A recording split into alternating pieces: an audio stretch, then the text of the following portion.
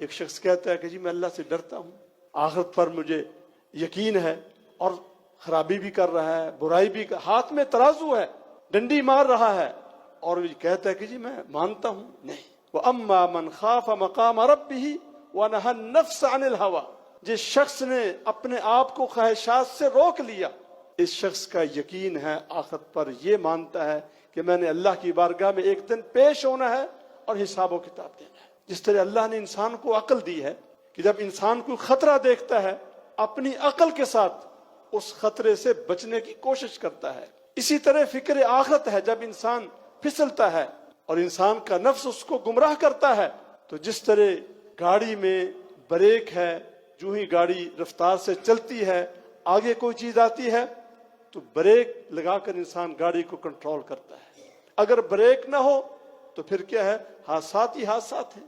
اسی طرح فکر آخرت سے انسان برائیوں سے بچتا ہے۔ یہ بات یاد رکھیے کہ ایک روڈ ایکسیڈنٹ ہے، نقصان ہے، اس سے بڑا نقصان یہ ہے کہ انسان گناہوں میں مبتلا ہو جائے، اللہ تعالیٰ کی نافرمانیوں میں مبتلا ہو جائے، یہ اس سے بھی بڑا نقصان ہے۔ ایکسیڈنٹ کا اس کی تلافی ہو سکتی ہے لیکن اس کی تلافی نہیں ہو سکتی۔ تو اللہ نے جہاں انسان کو عقل دی ہے وہاں برائیوں سے بچنے کے لیے قرآن مجید نے جگہ جگہ پر ہمیں دعوت دی ہے کہ ہم آخرت کے بارے میں غور و فکر کریں۔ اللہ کے محبوب پیغمبر علیہ السلام جب قرآن مجید کی تلاوت فرماتے تھے، جہاں جنت کا ذکر ہوتا تھا تو جنت کا سوال کرتے تھے، جہاں جہنم کا ذکر ہوتا تھا وہاں جہنم کی آگ سے پناہ مانگتے تھے۔ اور مقصد کیا ہے؟ زندگی کا مقصد اللہ تعالیٰ کی رضا اور جنت کا حصول ہے، اور دنیا میں یہ فتنے، یہ دنیا کی دولت، دنیا کی چیزیں، دنیا کی ریل پیل اور دنیا کی کشش اور محبت کہ زُيِّنَ لِلنَّاسِ حُبُّ الشَّهَوَاتِ، کوئی شخص ہو، ہر شخص کے دل کے اندر دنیا کی کشش، دنیا کی محبت اور میلان موجود ہے۔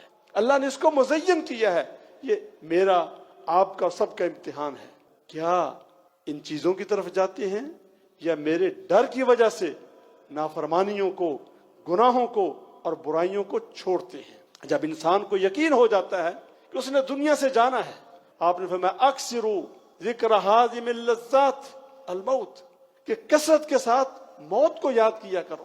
یہ جو زمانہ ہے، جس دور سے ہم گزر رہے ہیں، یہ مادہ پرستی کا دور، کہ ہر شخص وہ اس میں لگا ہوا ہے کہ زیادہ سے زیادہ مال جمع ہو جائے، وہ سب سے آگے بڑھ جائے۔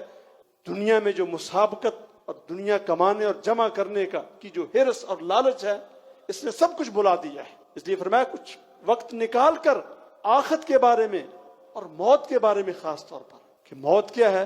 فرمایا لذتوں کو توڑ دینے والی ہے، لذتوں کو ختم کرنے والی ہے۔ اب دیکھیے موت کے وقت کیا ہے؟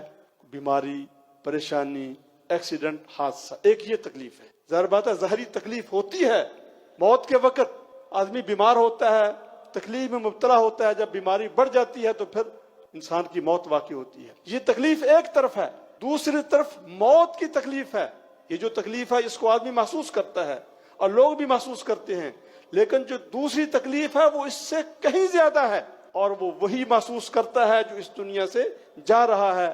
رب کائنات قرآن مجید میں فرماتے ہیں فَأَصَابَتْكُمْ مُصِيبَةُ الْمَوْتِ، کہ موت کی مصیبت، بہت بڑی مصیبت، وہ ہر شخص کو پہنچنے والی ہے۔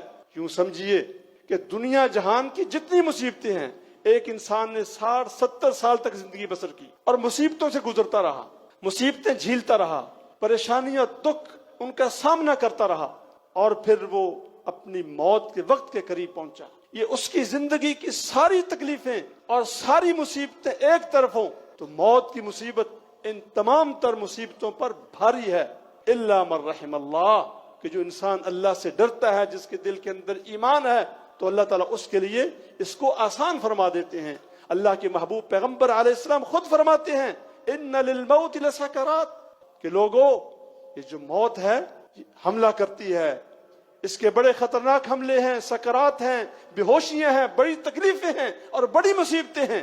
جب آدمی اس کے بارے میں تھوڑا سا سوچے گا اور غور کرے گا، اور پھر قل ان الموت الذی تفرون منہ فانہ ملاقیکم، کوئی شخص بھی اس سے بچ نہیں سکتا، اس کا کوئی وقت متعین نہیں ہے، کسی شخص کو معلوم نہیں ہے، بچپن میں آئے، جوانی میں آئے، بڑھاپے میں آئے، بیماری کی حالت میں آئے، صحت و تندرستی کی حالت میں آئے، تھوڑا سا وقت نکال کر غور و فکر کرنا چاہیے، دل کو نرم کرنا چاہیے، دل کی نرمی سے ایمان محفوظ ہوتا ہے۔ اللہ تعالی ہم سب کو کتاب و سنت پر عمل کرنے کی توفیق عطا فرمائے۔